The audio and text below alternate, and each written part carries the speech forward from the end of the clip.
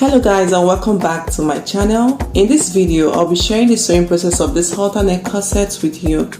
In the part 1, I shared the pattern drafting process, so if you haven't seen it, I'll put the link to the video in the description box.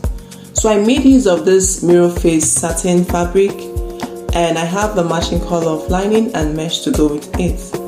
So I'll be cutting out both the front and back yoke on the mesh, and on the satin fabric I'll be cutting out 2 pieces of my P2 and 2 pieces of my P1, and after that I'll also cut out 2 pieces of the C2 and 2 pieces of the C1.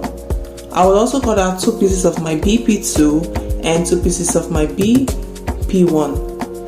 Also for the collar, I'll be cutting out 2 pieces of it on the satin fabric. So whatever I cut out on the fabric, that is the satin fabric, I'll cut it out on the lining. So I've gone ahead to cut out the front just like I said I would, and I'll join them together by the sides by half an inch seam allowance, and I'll do the same thing for the C1 and C2, joining them by half an inch.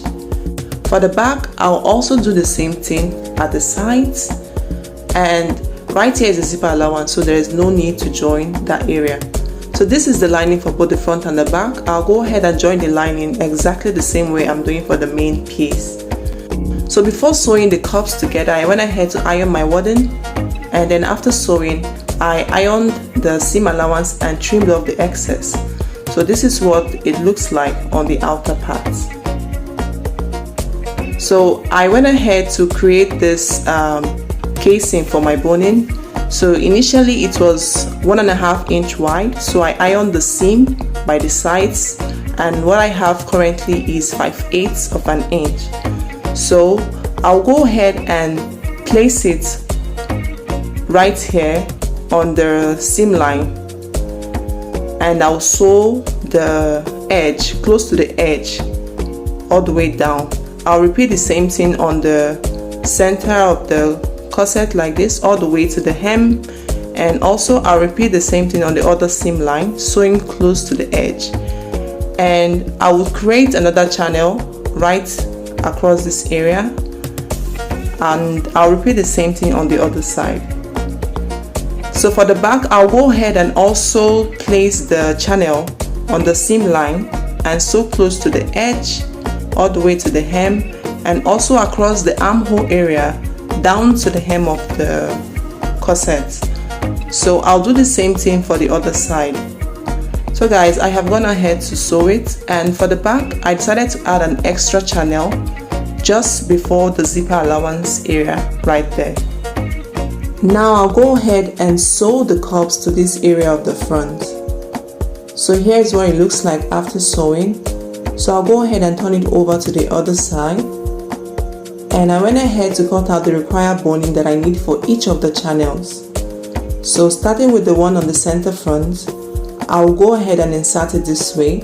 Make sure that the boning does not get into the hem and into the upper part of the corset.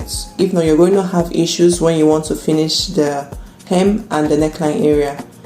So I'll just go ahead and keep on inserting all the bonings into the channel. You can see how much of a struggle this was for me. So make sure that while you're sewing your boning casing or your boning channel, that you give space for your boning. This depends on the width or the size of your boning.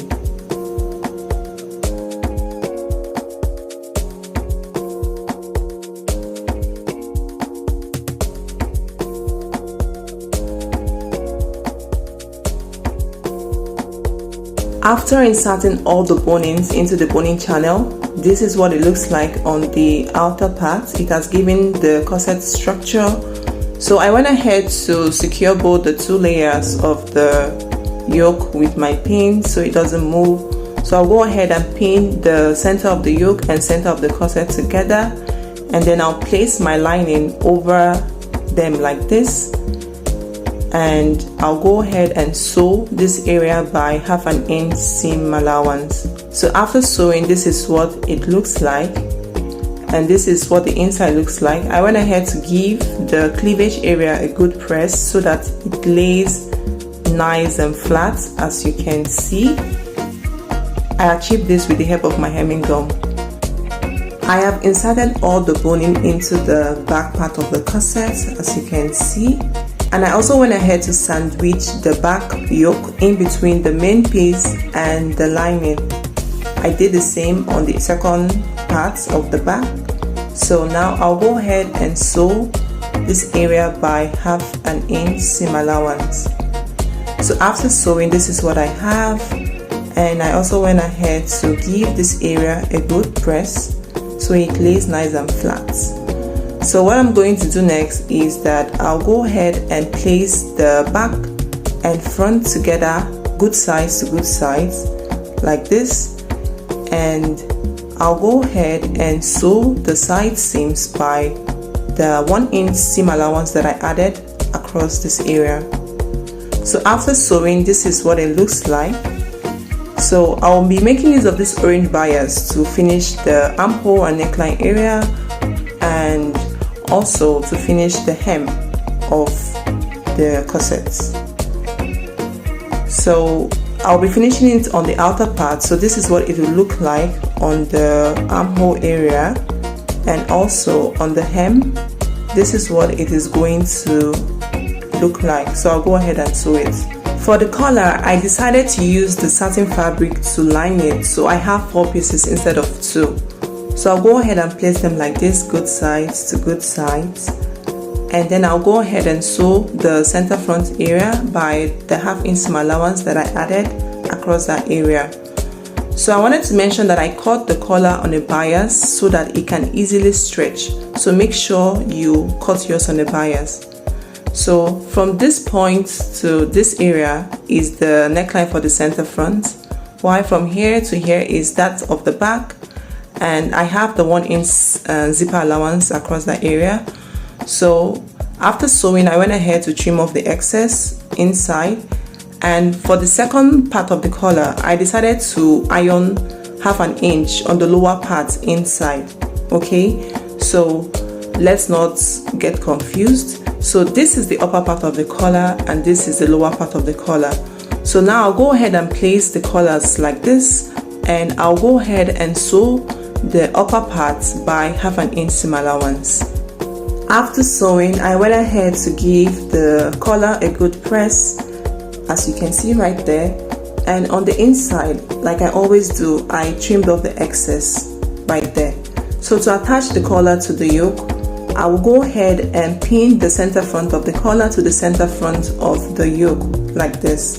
So I'll just make my way through the area. I'll keep on pinning until I get to the point where the front neckline of the yoke ends.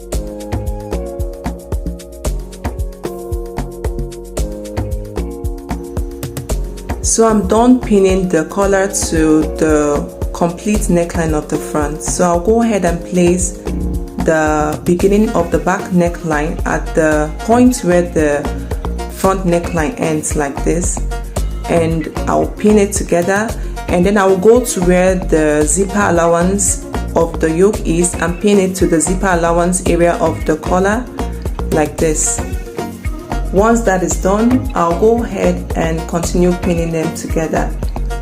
So once I'm done on this other side, I'll repeat exactly the same thing that I did on this other side, pinning the point where the back neckline begins at the notch part where the front neckline ends, and also securing the zipper allowance area of both the collar and the yoke together. So once that is done, I'll take this to my sewing machine and sew this area by 1/2 inch seam allowance.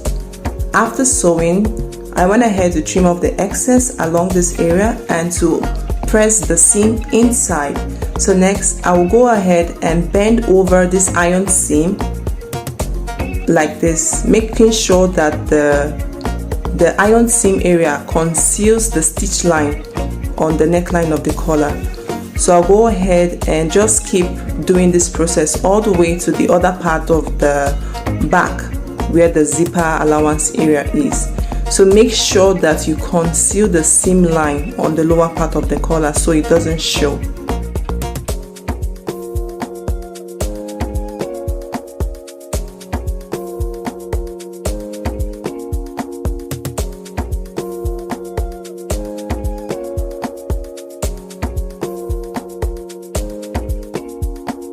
So now I'll go ahead and take this to my sewing machine and top stitch this point all the way to the other side. After top stitching, this is what I have. I gave the collar a good press, and this is what the inside currently looks like. So now I'll go ahead and attach the zipper at the zipper allowance area. After attaching the zipper, this is what the back looks like, and this is what the front looks like. So to conceal the seam at the center of the collar, I'll be making use of this golden embellishment so as to just make the area look good. So to apply this, I'll be making use of this my uhu adhesive. So to apply it, I'll go ahead and open the corset like this so as to have enough room to work on. So now I'll just go ahead and open the glue and apply it across the collar area, making sure that it is not too much and it is not too small. And the reason why I like this glue is that it is transparent and it dries very fast. So I'll go ahead and apply what I need right there.